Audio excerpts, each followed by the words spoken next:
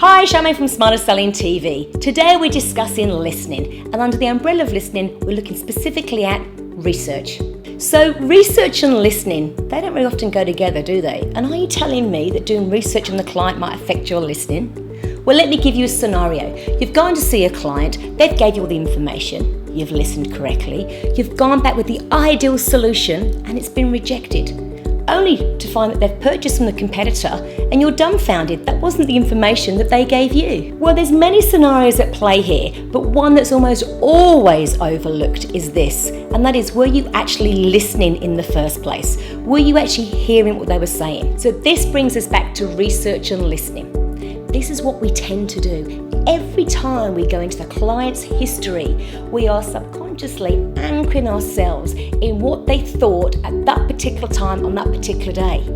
It could be 5 months ago, 2 weeks ago, yesterday even, but the reality is that's what they thought then. It is history. It may bear no resemblance to what they're now doing going forward. But of course you don't know that. You're anchoring yourself in the history. And then what you're doing is when you go into the client, it's like an invisible veil. You've already got your mental picture of what they want. And as they're talking through it, all you're doing is picking up evidence to support your picture. Anything else they say that's contradictory gets filtered out. So you will hear what you want to hear. Where focus goes, energy flows. Okay, so that's the problem, right? What's the solution? Well, the solution is quite simple, actually. When you're doing your research, I would say you take an emotional step back.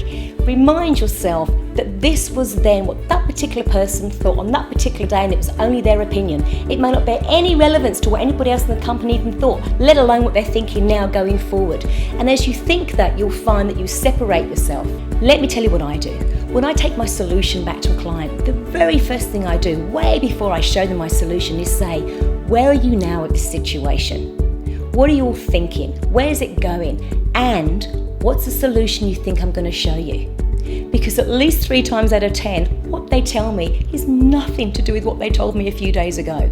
And I'm able then, of course, to change my solution to meet their current needs.